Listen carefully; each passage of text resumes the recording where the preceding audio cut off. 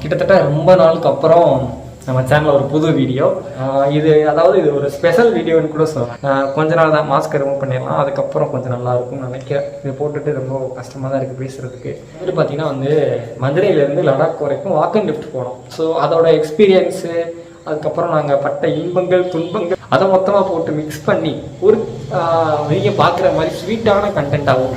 இனிமேல் டெய்லியும் நம்ம சேனலில் 6 மணிக்கு அந்த வீடியோஸ் போஸ்ட் பண்ணலாம் அப்படின்ட்டு இருக்கேன். ஸ்னோ பார்த்த எக்ஸ்பீரியன்ஸ் பார்த்தீங்கன்னா எங்களுக்கு செம்மையாக இருந்துச்சு, வேற லெவல் அப்படின்னு சொல்லிட்டு நான் ஸ்னோ லடாக் பற்றி பேசலாம். பட் அதுக்கு நமக்கு டைம் இருக்குது. கிட்டத்தட்ட 15-16 நாள் லடாக் ட்ரிப்பில் மேக்ஸிமம் நம்ம இருந்தது லாரி டிரைவர்ஸ் கூட தான். அந்த அண்ணாங்க கூட தான் இருந்தோம். அவங்க இல்லைன்னா நம்ம அவ்வளோ சீக்கிரம் நம்ம போயிருக்க முடியாது. ஸோ அவ்வளோ சேஃபாக பார்த்துக்கிட்டாங்க, நம்மளுக்கு சாப்பாடு கொடுத்தாங்க, தங்குறதுக்கு இடம் இது பண்ணாங்க. ஸோ எல்லாமே அவங்கள பார்த்துக்கிட்டாங்க. எல்லா லாரி டிரைவர்ஸும் அப்படி தான். முக்கியமாக நம்ம தமிழ்நாட்டிலேருந்து நிறையா பேர் ஹெல்ப் பண்ணாங்க. அவங்களுக்கு என்னப்பா போகிறாங்களா சம்பாதிக்கிறாங்கன்னு ஒரு தாட் இருக்குது ஒரு சைடு. எல்லாரையும் குறை சொல்லலாம். ஒரு சில பேர் அப்படி நினைக்கிறாங்க, ஒரு சில பேர் ரொம்ப டிரைவர்ஸா லாரி டிரைவர்ஸா அப்படின்னு நினைக்கிறவங்களும் இருக்காங்க. 15 நாளைக்கு கிட்டத்தட்ட 10 நாள் அவங்க கூட ட்ராவல் பண்ணியிருக்கோம். ஸோ அவங்க கூட ஸ்டே பண்ணி அவங்க கூட சாப்பிட்டு ஸோ அவங்க என்னென்ன கஷ்டங்கள் படுறாங்கன்றதை நான் கண்ணெதிராக பார்த்துருக்கேன். ஸோ அப்படி பார்த்துட்டு நானே அவங்கள பற்றி எதுவும் சொல்லலை, எனக்கு தெரிஞ்ச விஷயங்கள் நான் சொல்லலை அப்படின்னா அது எப்படி இருக்குன்னு எனக்கு தெரியல. இப்போ சொல்லப்படுற விஷயம் பார்த்தீங்கன்னா கண்டிப்பாக தமிழ்நாட்டில் கிடையாது, வேற ஒரு ஸ்டேட்டில் நடந்த விஷயம்.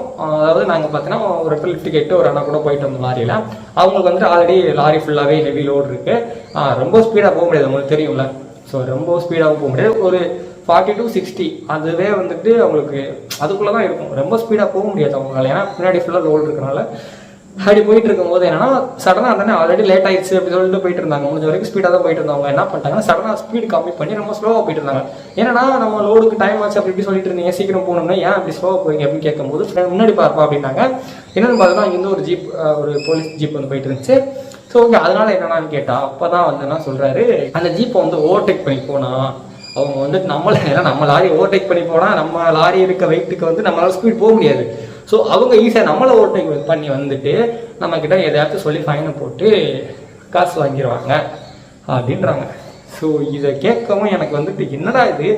ஆனால் உங்ககிட்ட எல்லாமே கரெக்டாக, எல்லாமே புக்கு எல்லாமே நம்மக்கிட்ட டாக்குமெண்ட்ஸ் எல்லாமே கரெக்டாக தான் நம்ம இருக்கும், நம்ம யூனிஃபார்ம் போட்டிருப்போம், எல்லாமே கரெக்டாக இருந்தாலும் ஓவர்லோடு அது இதுன்னு சொல்லிட்டு எப்படியாச்சும் ஃபைனை போட்டுருவாங்க, நம்ம தான் கட்டுற மாதிரி இருக்கும் அப்படின்ட்டாங்க.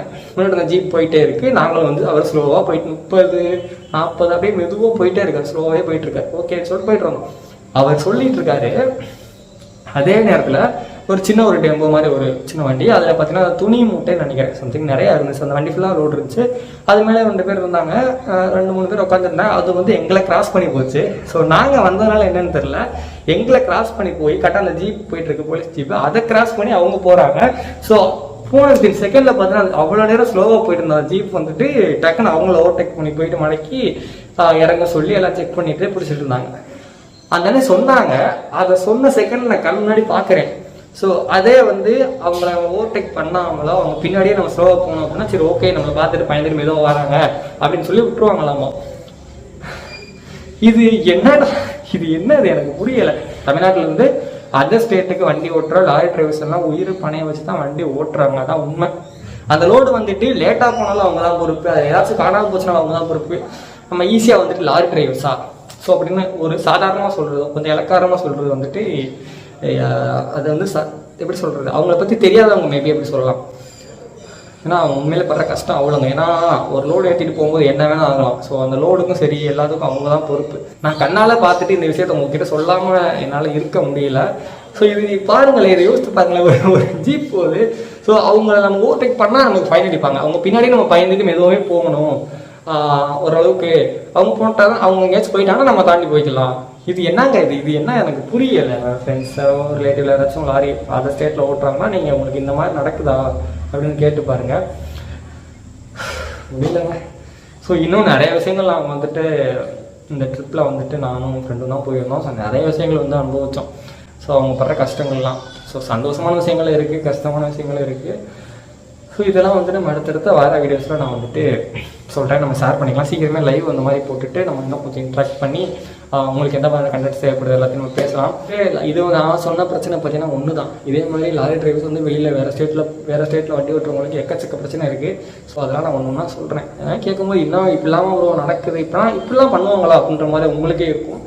ஸோ அதெல்லாம் வந்துட்டு நான் சொல்கிறேன் அடுத்த வீடியோஸில். ஓகே, அடுத்த ஒரு சூப்பரான வீடியோவில் பார்க்கலாம். Tata, bye bye. நான் உங்கள் ஃப்ரெண்ட்ஸ். Keep support. தேங்க்யூ நண்பா.